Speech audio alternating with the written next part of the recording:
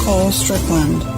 I have been fascinated with the unknown and paranormal realms since childhood. After a profound experience with my grandmother's spirit 20 years ago, I have been on a quest to observe, study, investigate, and communicate with the afterlife and beyond. It's been an ongoing journey of exploration and discovery, one that has taught me how mortality and the spirit world are forever bonded through the veils of time.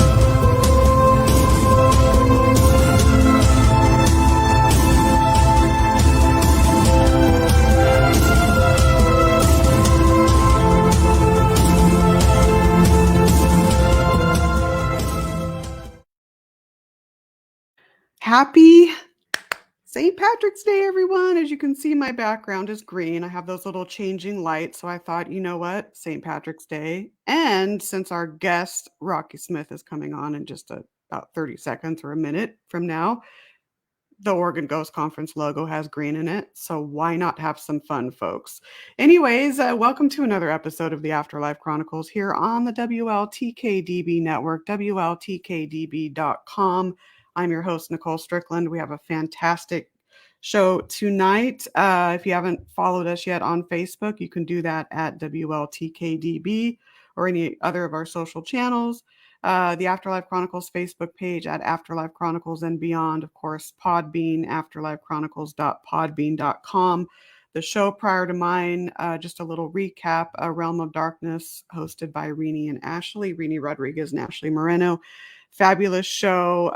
They interviewed the mother of the missing skeleton boys, Tanya Zuvers, and if I'm pronouncing her name right, what a fabulous individual. So my prayers go out to her and her family in hopes that the family can get some answers really soon. So if you've missed that show, it will be archived for you.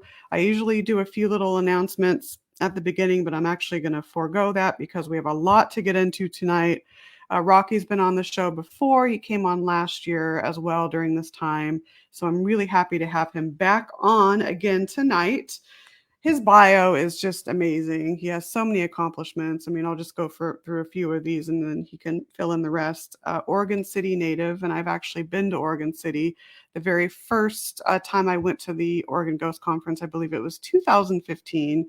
It was held there in Oregon City. Fabulous area. I love the Pacific Northwest. I just absolutely love it. So he started researching paranormal activity in 1995 and then has documented close to about 100 haunted places up in that area. He worked at the historic Ermatinger House and founded Northwest Ghost Tours, I believe, in 2006.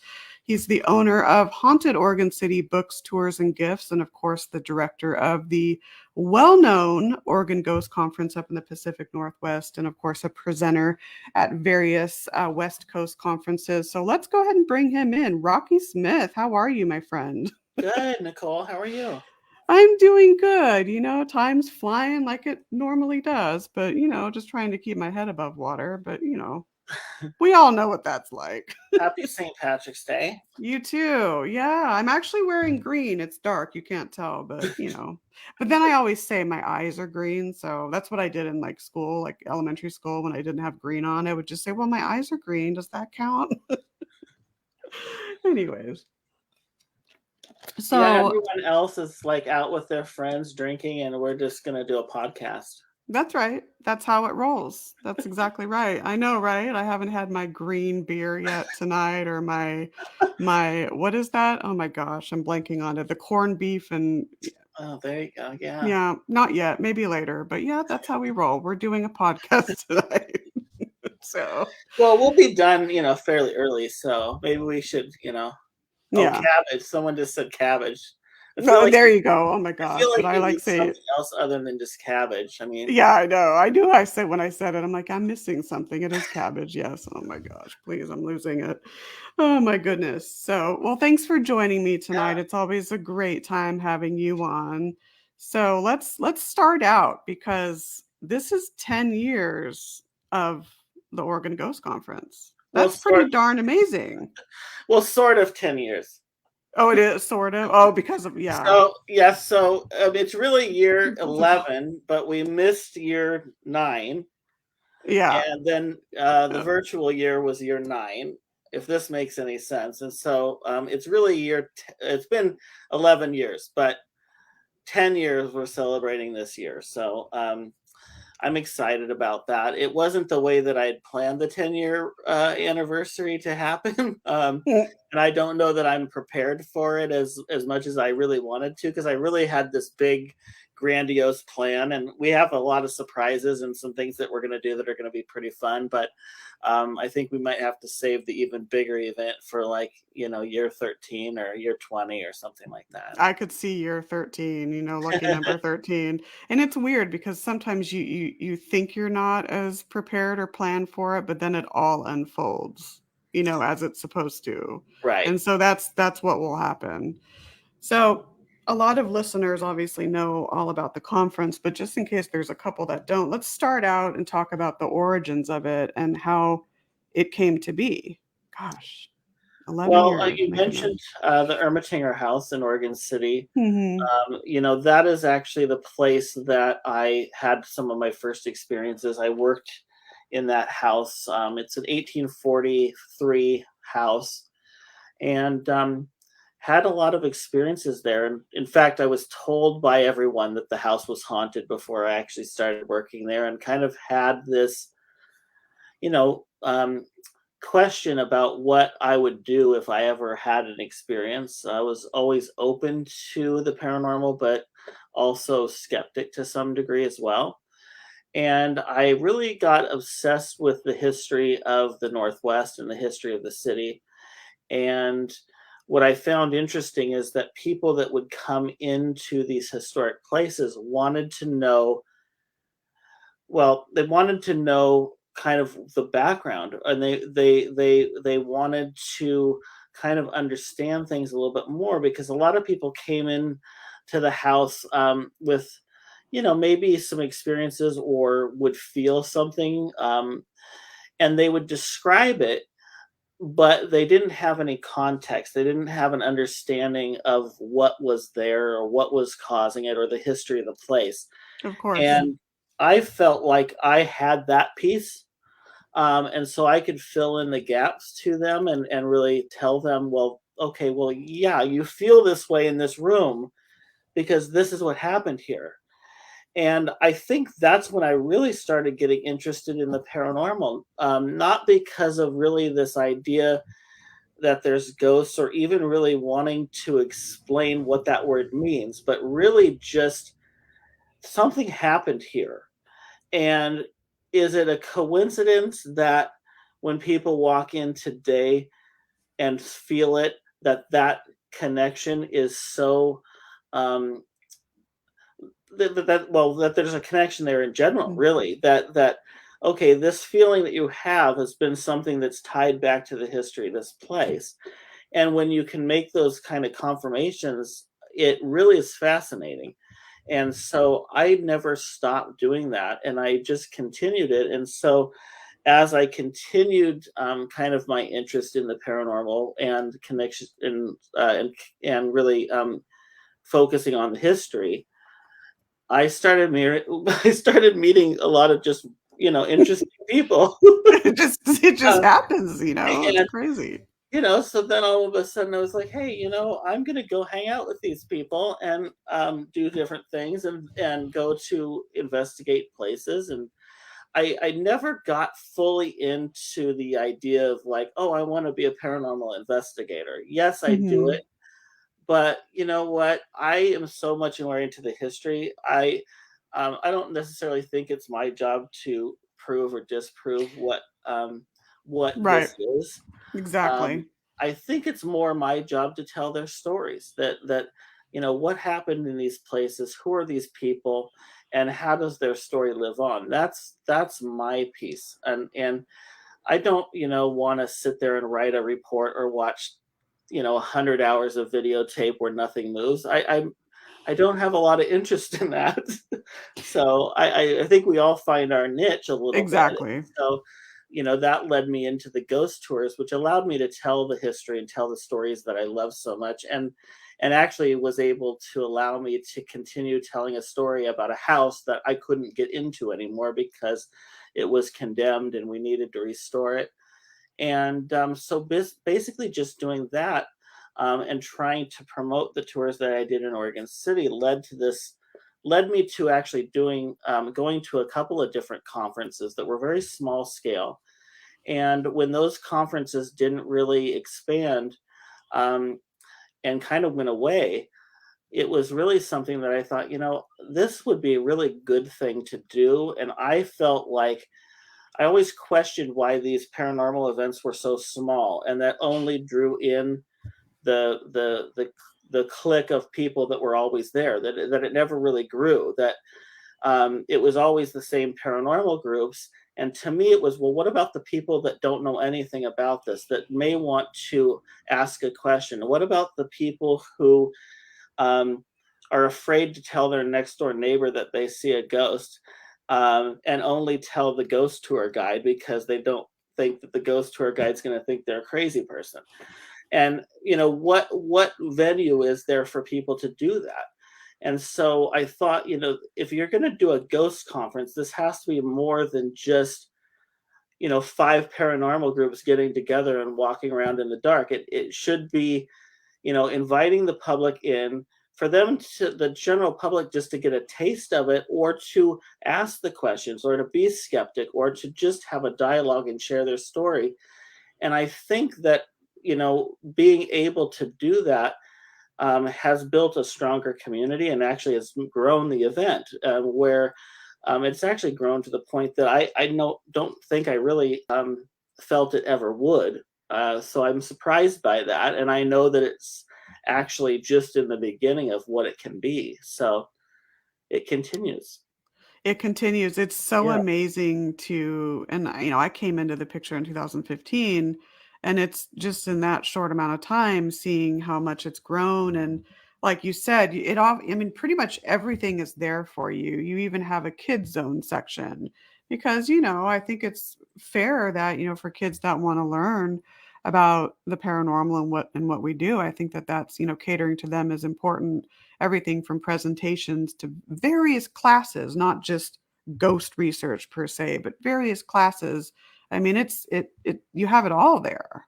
And so it's, a job well done. And, it's been an honor to participate. I'm so bummed I can't go up there this year, but next year I will, I promise.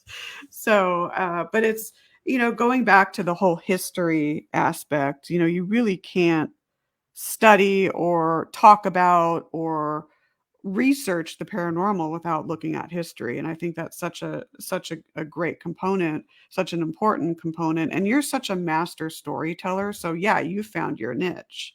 So with going back to the Irma Tinger house, have you found that people that are going, or in later years when people went into the house, did they have different feelings or different claims from the earlier sets of people that went into the house?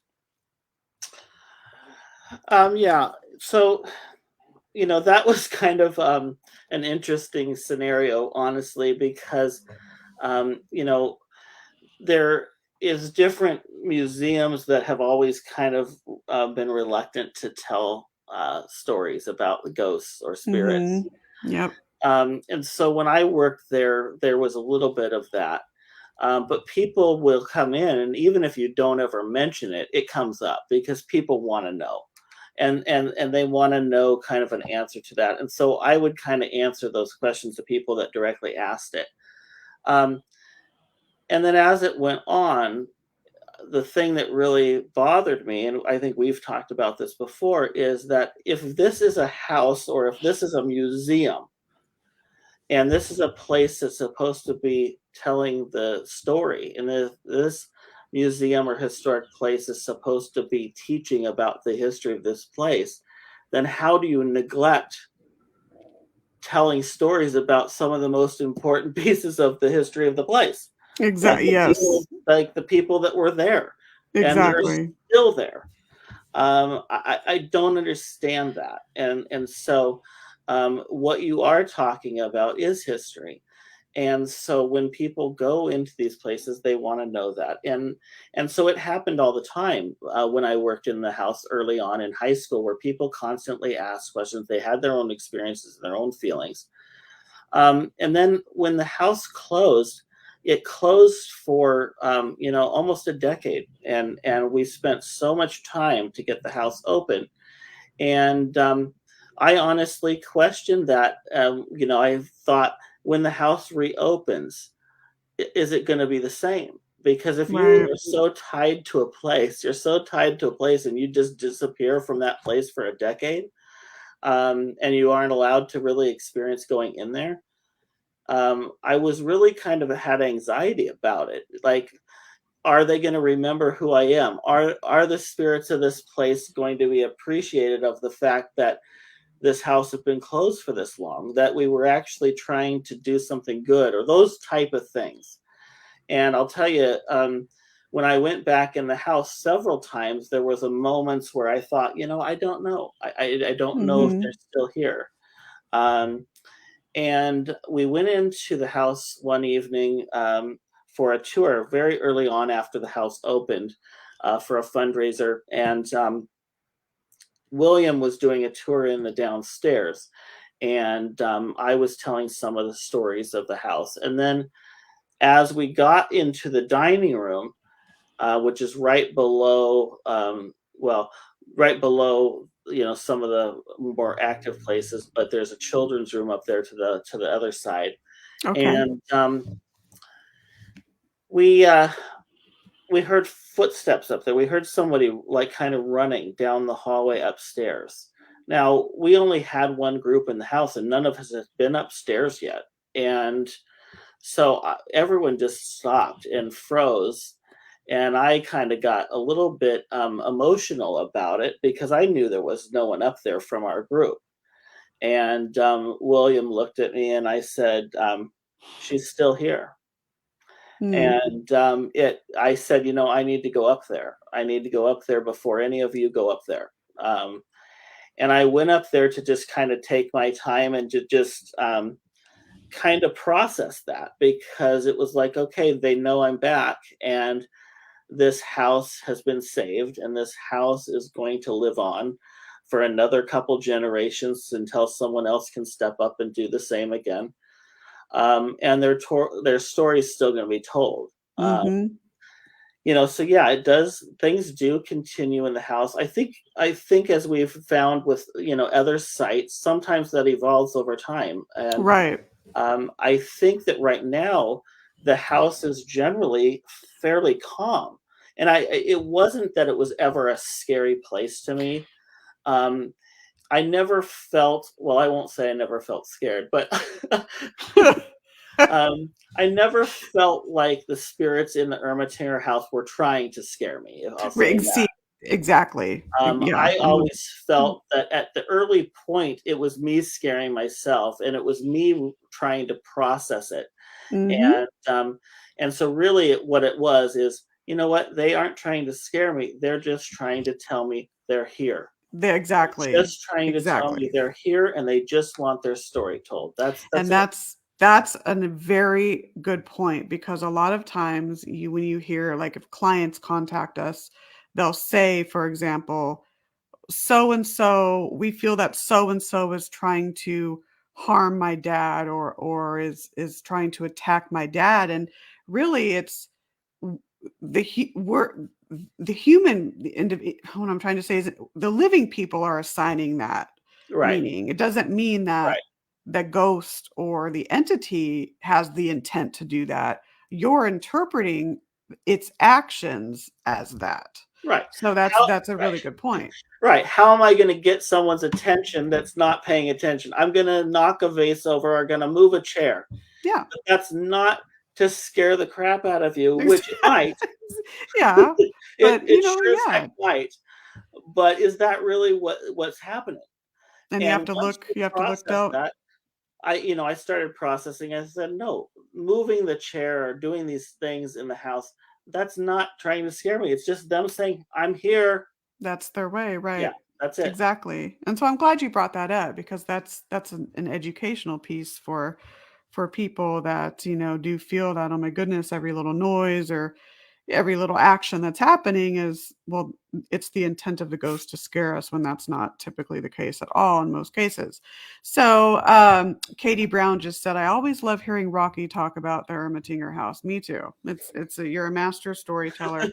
With that, though, we have to go to our first break. So you're tuning into the Afterlife Chronicles, of course. I'm your host, Nicole Strickland, with guest Rocky Smith, director of the Oregon Ghost Conference, OregonGhostConference.com, and we will be right back. Stay tuned.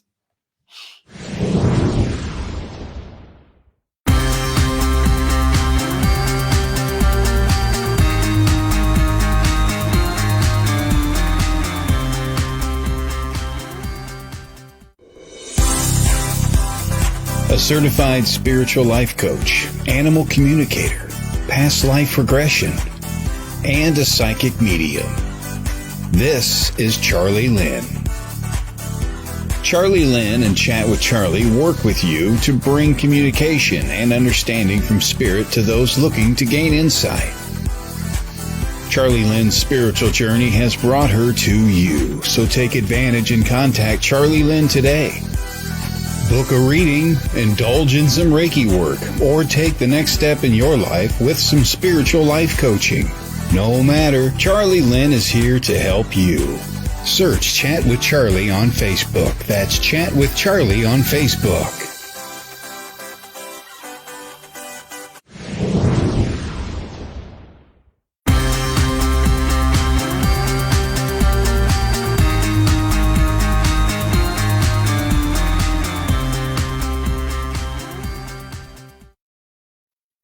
23 minutes past the hour. Of course, you're tuning back into the Afterlife Chronicles here on the WLTKDB network. My guest tonight is, of course, the Rocky Smith of Oregon Ghost Conference, director of Oregon Ghost Conference, OregonGhostConference.com. So tickets are still being sold. So get your tickets. All kinds of events going on this year, even virtual ones. So we've been discussing a little bit about the origins of how the conference developed, and a little bit about the Ermatinger house that Rocky has done a lot of work at. And just right before the break, we were talking about how when certain types of activity happen, whether it's a business or a home, let's say footsteps, upstairs, or a vase being knocked over, typically that's not the intent of energies to scare us, but to get our attention. That's how they want us to know that they're there. And I think that that's such a good, important point to address. I do have one question for you. What are your thoughts about spirit rescue? And like, if someone were to come to you and say, I don't want this energy in my house anymore, what can you do to get rid of it? What are your thoughts on that? Boy, it's tough. Yeah, It's a sensitive issue. Yeah, I mean, it kind of goes back to just, treat people how you want to be treated kind of thing. The golden rule. I basically, and then that's an oversimplification, but, and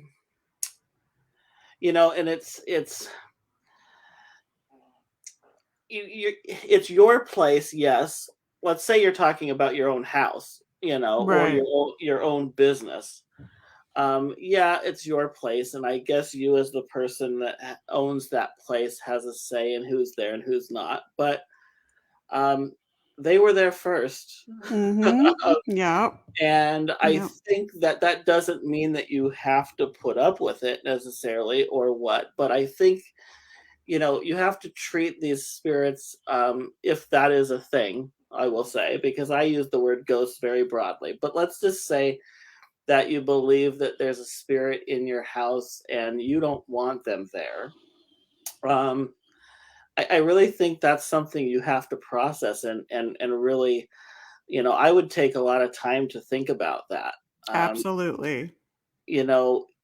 Because of just the example that you just gave, what you're seeing as being intimidating or something to scare you may not actually be. And just as the immediate reaction to just say, I want this gone, either because you don't believe, or either because you don't want to deal with the things that are happening, or whatever. it's something that you have to kind of communicate to that spirit or that entity. I don't think that a lot of times the things that we think cause a place to be haunted are actually spirits. I think sometimes you just walk into a room and you get this gut feeling like, oh my God, something happened there.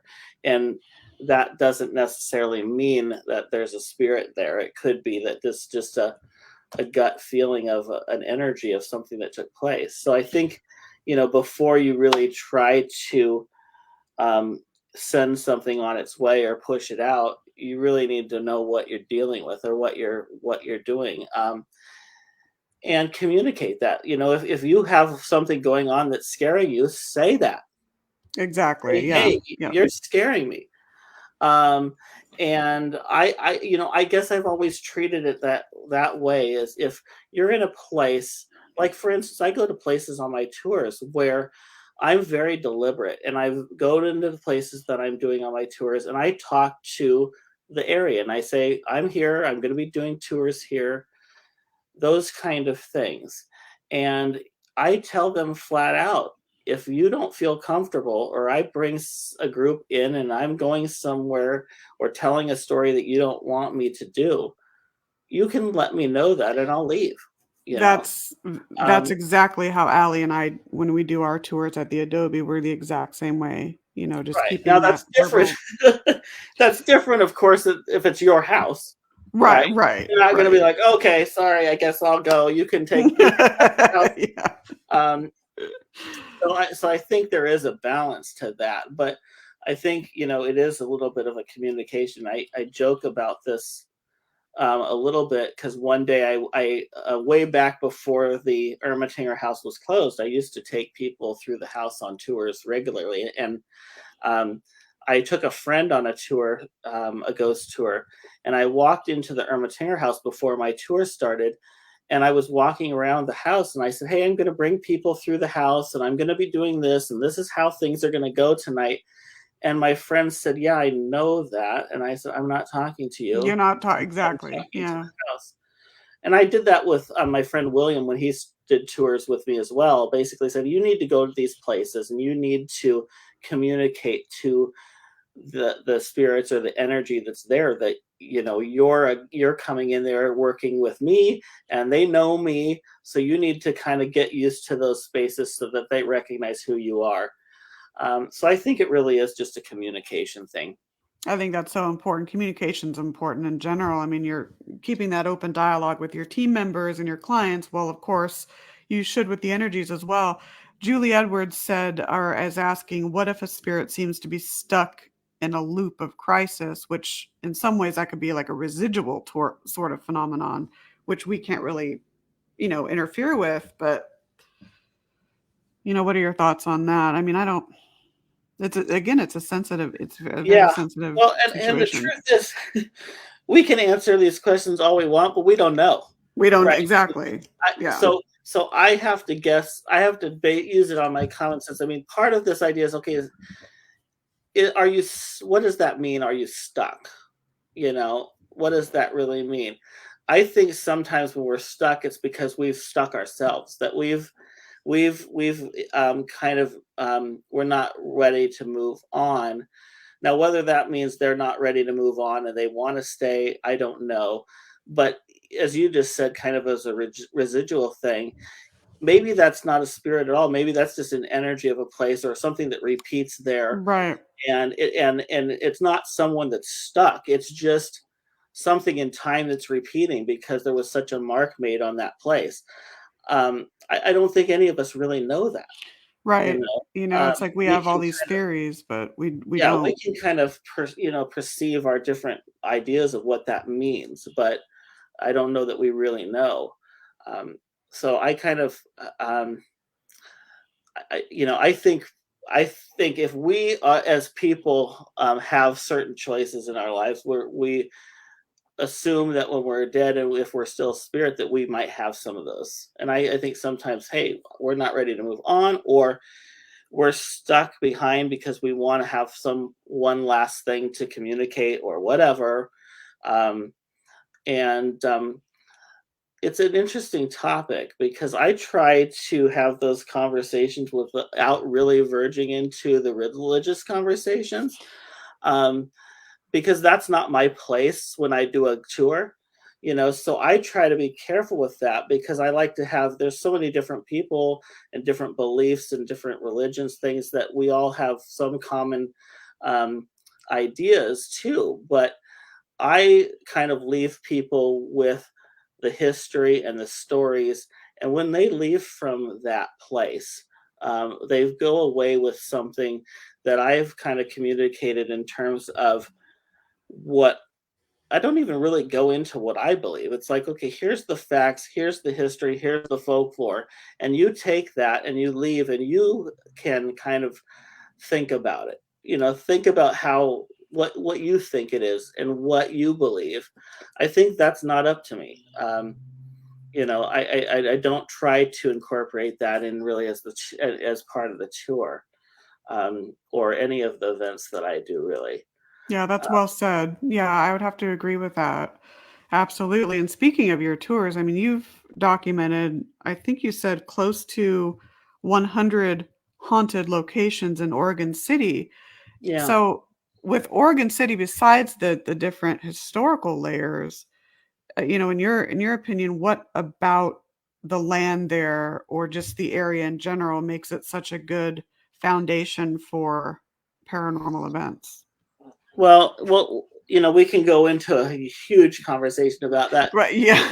We'd be here all night. In the paranormal world, people say, okay, well, in order for something paranormal to happen, let's say it is a spirit or an energy or something like that, they have to draw energy from somewhere. And so there's a lot of theories that, okay, if you have a place that has a lot of water or waterfalls or whatever, that could generate something that would cause something to happen. Now, whether that's just a generation of energy or this is actually something else paranormal that's happening, those are two different things. But places that have a lot of energy tend to be more active paranormal wise.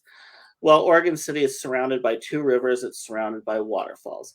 You talk about other kind of classifications. What tragedies happened in a place? Right. What natural disasters have taken place in a place? Well, there's all these check boxes of places that, where paranormal activity is high. Movement of places, movement of buildings, building over the top of things constantly, reuse of space. And if you go down the list of all these kind of things, Oregon City matches all of them. Oregon City has these bizarre things where almost every one of these things is here. It's a city that was built in a confined space where things were built over the top of each other time and time again. So when you look at a haunted building or a historic building, you say, wow, that building's really amazing. Well, there were 3 buildings there before that. And what are those histories? And so that's part of it. We have an amazing history here. It's one of the older cities on the West Coast. It's the first incorporated city. So it predates Portland and Seattle and cities like that. So you have that. You have this prehistory and the native history of this place, which is Of course. quite tragic actually. And we are now definitely starting to tell that piece of Oregon City's history, and we need to. And then not only the native history of this place, but the pioneer history. This was the end of the Oregon Trail, and you have people leaving their homes and struggling across this whole territory to get to this place. And 1/10 of the people that did that died on the way here. And once they got here, it wasn't paradise. They were huge struggles, and they came in to find basically the natives dying by the thousands.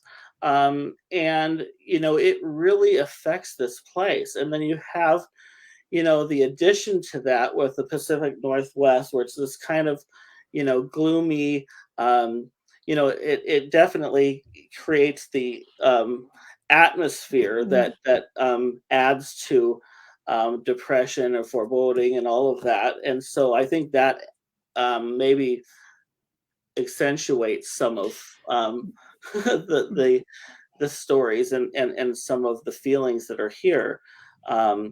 So I think it's a lot. I think there's a lot of aspects of that. I do too. Yeah, me too. There's so many different layers, and then you have the living human element and what we're bringing into the whole equation too when it comes to different sites. Everyone's now getting so interested in the paranormal, and it's more a part of our mainstream culture and pop culture. So you have that element too, which I find so fascinating. I think that us humans, the mortal realm, I think we need to pay more attention as to how that's influencing and or perhaps even how it could be causing certain types of paranormal events. That's a whole different discussion. Right. Yeah. Are we causing it ourselves? Right. You know? Right. Yeah. I think it's just so fascinating when we look into that and talk about it. Have you ever, now this question just popped up, in your tours or places that you've gone that you're obviously very familiar with, have you ever found that after you tell an energy story or a specific story of a location, that some of the activity that may correlate to that story either ceases or increases? Yeah. And I'll tell you, this goes back to it doesn't happen so much anymore, and I think it's because I've noticed it. Could be, yeah. And when I started the ghost tours way back, and I won't try to assign any definition to this, because I still am skeptic myself, but I would be doing ghost tours frequently, sometimes multiple times a night. And I frequently, as you know, you've been on my tours, I go as long as anyone will listen. Yeah. As long as love there's it. someone there. And so, people are like, well, how long is the tour? And I said, well, it's supposed to be 2 hours, but it may go 3. I don't know. Yeah. It depends on, if you want me to stop talking. So when I get towards the end of the tour and I'm like, oh my gosh, I got 10 minutes left and I got, an hour of stories left. I will start walking backwards to tell the stories because I want people to move and I can still tell stories. Well, walking backwards leading a ghost tour is not the best option for a tour guide. But as I was doing that, one night, one of the ladies said to me, Rocky, do you realize that every time that you get to an intersection that the lights change? That's a good observation. My goodness. We've never actually had to stop. Now, that's when it first started. And what I started noticing is every night on the ghost tours for years, if I walked by a streetlight, it would go out. And then it would come back on and we'd go to the next block and another light would go out. And as I went down the street lights would follow and go out. And you could look back and realize that they weren't going out just randomly. They were going out exactly when we went by them, and not just street lights that might overheat and then shut off, but floodlights on the sides of buildings and different types of places. It would happen constantly. And it got to a point where even some nights I would point to a certain place in the city, like overlooking the bluff, and I would point to a building and the lights on that building would go out. And I made it kind of a joke because I didn't make it a joke, but people thought it was a joke because they thought you have a control in your hand. And I'm like, oh my God. Okay, that's a great idea, but you do really think I have a control to every light in this city? Right. And you know what? It fascinated me every night because I didn't know, is this something that somebody's trying to tell me something, or is this something? And what I noticed over the years is I would see a light go out in a certain place on a certain night. And then if I found a story, if I did research and I found a story about that place and I could connect it and understand that, oh my gosh, I think this is the story, it would stop. And it was almost like the spirits in the neighborhood, like after the Ermitinger house, they all wanted their story to be told. And so there would be little hints left for me, sometimes actually really objects left for me saying, kind of tell my story. One night I found a clump of flowers on the sidewalk that I didn't think was anything. But over the years, I kind of did research and I realized, okay, I think I know exactly what this is about and who it's connected to. And so there was a lot of times where I felt that, again, it was not just moving objects, but either flashing lights on and off or leaving something for me to say, Rocky, there's a story here and you need to tell it. And once I started telling it, it stopped. That's just that's so amazing. Yeah. And you know what? I don't believe in coincidences anymore. I don't either. I do not believe in coincidences. It's happened way too many times, and I really believe it. That's just such a fabulous story. I mean, and what better way than showing you something that's bright and flashing? Well, get your attention, or leaving something like flowers to get your attention. Well, and honestly, Nicole, I think it's because they know they can't show themselves because my brain couldn't handle it. Well, don't underestimate yourself. Don't underestimate yourself. Okay, my brain could handle it. Maybe, I don't know. I have a block, and I can, I'll see things out of the corner of my eye. I think they know, the best way to approach you. Actually, that's a whole nother topic. But people will say, "Oh, you hear your name." People will say, "If you ever heard your name," and they'll say that sometimes you'll hear your name, and you'll hear your name in the voice of someone you know, but they're not there. And it's like, well, why? Because you recognize that voice, and they know that that's going to get your attention. For me, the lights flashing off and on was something that got my attention without the actual spirit or the actual person showing up in front of me. Because if they did that, I don't think I could handle it. I don't think I could process it. And it would shut me off. It would be something that I would say, I don't know, this is too much. Very well could be. And appealing to your senses. Right. So I think that's, kind of a fascinating thing. It's, and actually people I've asked that. I said, well, I asked a particular friend of mine who's a psychic. I said, so is this one person that's trying to let me know something, or is this a bunch of different things happening? And one specific incident where something was happening, I said, who is this? And this psychic medium friend of mine said, you know who it is. And I said, I do. And they said, well, who's the person that you think of as when this happens? And I told them, and they said, well, there you go. There you go. There you go.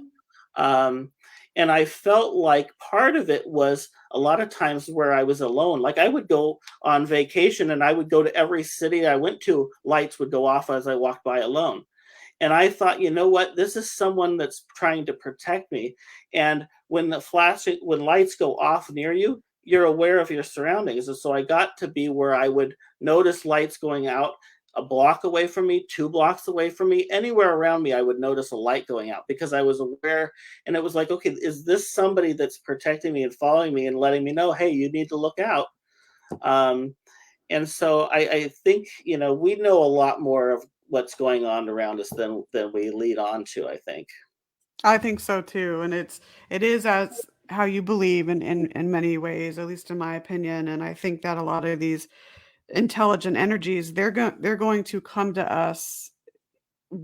They know what part of our senses are more in tune than others. Right. So if you're more of a visual person, that makes sense. If you're more of an auditory person, then maybe it'd be more auditory.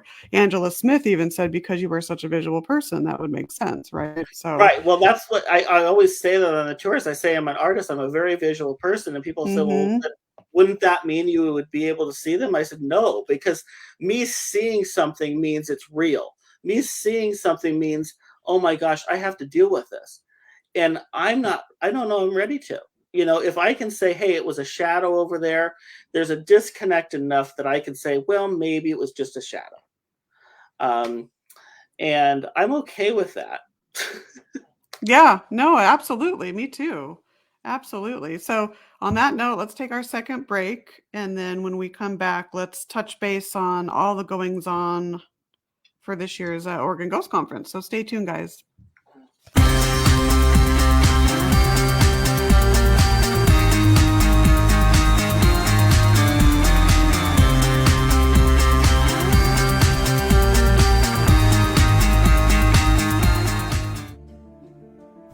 Looking to launch your new masterpiece? Then try something new with Moonbow Publishing and Production. At Moonbow, we have a strong desire to serve authors in a powerful and meaningful way. After all, you poured your heart and soul into your writing, and we fully understand and respect that. Remember this: you will own the copyright to your work. You will have the final say on your work before being published. Even after all of that, we've saved the best for last. We won't take a percentage sold. Nope, not a penny. Excited about MoonbowPublications.com yet? We thought so. Take advantage of our company's services like book editing, formatting, and covers, publishing, and photography. Moonbow Publishing and Productions has everything you are looking for in a company. Remember, we will not keep any commissions. We are a boutique publishing company focusing on spiritual, health and wellness, and personal growth genres. Moonbow Publications and Productions, a new kind of publishing company.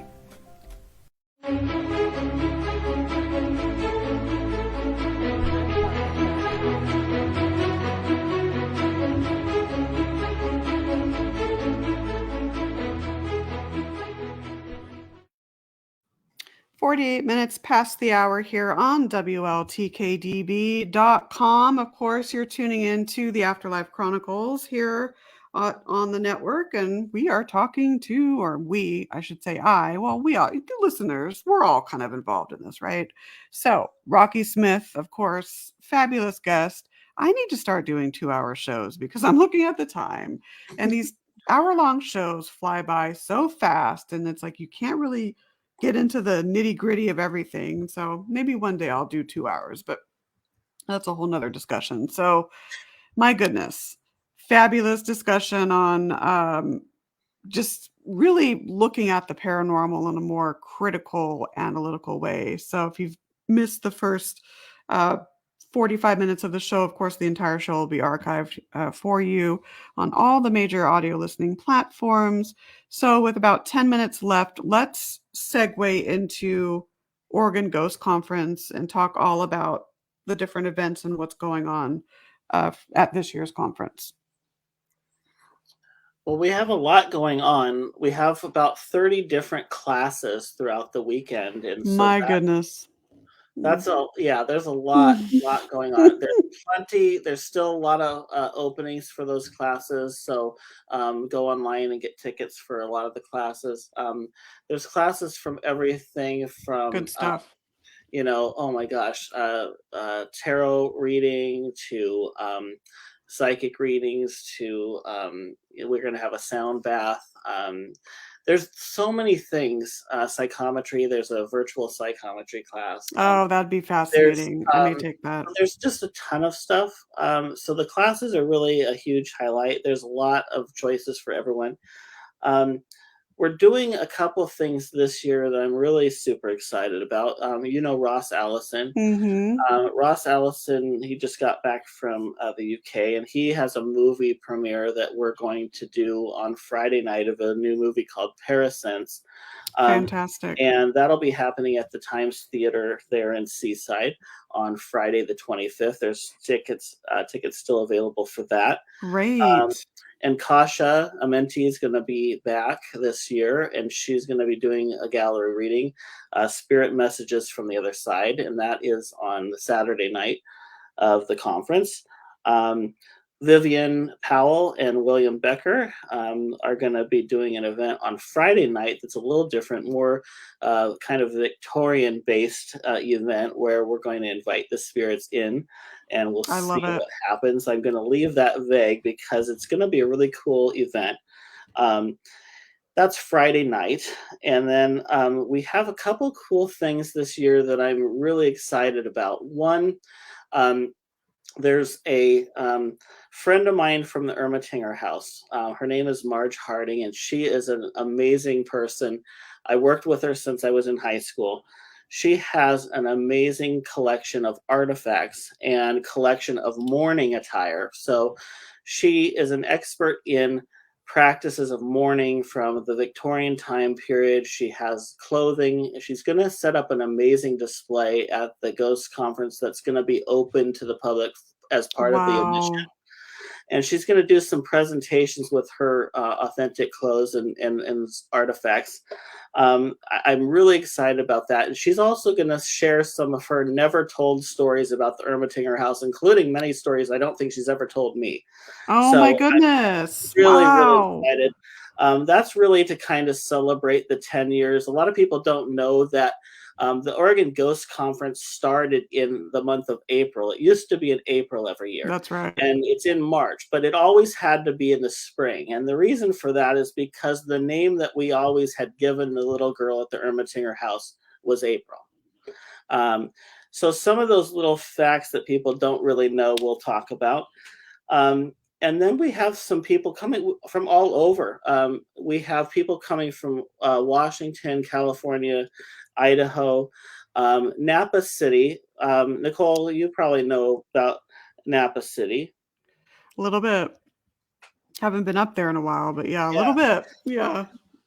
So Napa City is Napa City Ghosts and Legends Walking Tour. The people that put that on are coming up, and they're going to have a booth, but they're also bringing their traveling haunted museum. Okay, and great. that's going to be set up in the vendor area as part of their booth. But that will also be a kind of an added attraction to the vendors area where people can go in and see some of their haunted artifacts, things that they've collected over the years. And we still have some investigations. Most of our brand new events, I think actually all of our brand new locations have sold out. We still have tickets for the investigations at the Bridge Tender, which is our biggest supporter really in Seaside is the Bridge Tender. They've always been really supportive of the event. We have tickets available for the late night investigations there. And a lot of people don't know that the investigations that we do at the Bridge Tender are not just in the bar. So if you've ever been to the Bridge Tender at Seaside, yes. You walk in and it's a pretty small bar. But what people don't know is the investigation includes the store next to it, which is part of the same building that's also got a lot of activity going on. And people also don't realize that there's an upstairs to the Bridge Tender. And upstairs in the Bridge Tender is 8 to 9 abandoned apartments that were there that were closed in the 1970s. That's right. Yeah. We get to take people up there. Now, what's amazing about this is nobody goes up there ever except for the weekend of the Ghost Tour. That's the Ghost Conference. So the past owners of the Bridge Tender wanted to let us take people up there. And so that has been a tradition that we have had ever since we moved to Seaside. And the owners at one point decided to sell the Bridge Tender. And we were a little concerned about that because they'd been such gracious hosts for this Ghost Conference, allowing us to tour their building late at night.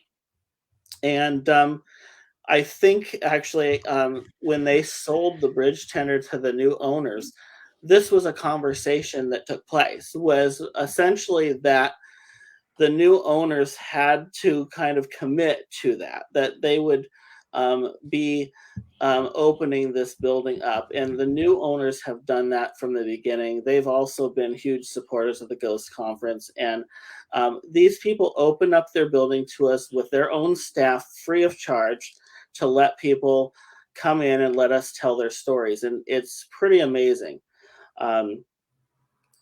So cool. Yeah. I've been in there. I've not investigated it yet, but I've been in there. It's pretty darn cool. Yeah. Really neat building. Seaside itself is just, I mean, how many times have I been there now? 3 or 4. I love it. It's such an amazing, quaint little beach city. I love it. It's like the perfect spot for a ghost conference. So yeah, and it's everything's well. It's a perfect place. I think Oregon City was a perfect place, and it was that like too. I didn't want to move it from Oregon City, but if I had to move it, I think Seaside was the best option. Yeah. And because it's a walkable place, you're within walking distance from your hotel to the convention center to the beach, to all the attractions within 10 blocks. 10 minutes, exactly. And that's such a cool atmosphere where people can just kind of walk by. When you're on your break from the convention center and you're at one of the local restaurants, everyone in town knows what's going on. Mm-hmm. They all know why you're there. The storefronts, kind of, even the bookstore on Broadway put books out that were all ghost related. I mean, the whole city of Seaside kind of embraces this event and really takes it on and welcomes people. And so it's nice to be doing an event in a town that really supports it and wants you there and adds to that. And so it's been a lot of fun. Amazing stuff, and lots of cool new events this year. OregonGhostConference.com. Everything's right there on the website. You can get your tickets there as well. I am so bummed that I'm not going to be there physically this year, but next year, of course. But I'll be there in spirit. I'll be floating around. You'll know I'm there. No, I don't want you to be, Nicole, we don't want you to be there in spirit. We want you to be alive and come next year.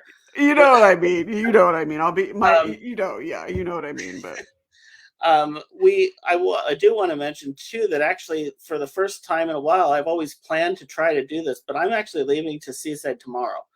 And so I will actually be doing ghost tours every night through spring break. So I'll be doing ghost tours every night leading up to the 25th, starting tomorrow night.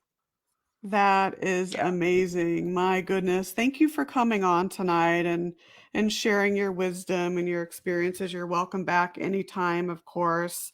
And then if people want to get a hold or take one of your tours in Oregon City, where would they get tickets? So hauntedOregonCity.com is my Oregon City tours, and the Oregon City tours will start in the spring after the Ghost Conference, spring into summer. Right on. And then the Seaside Ghost Tours are hauntedseaside.com.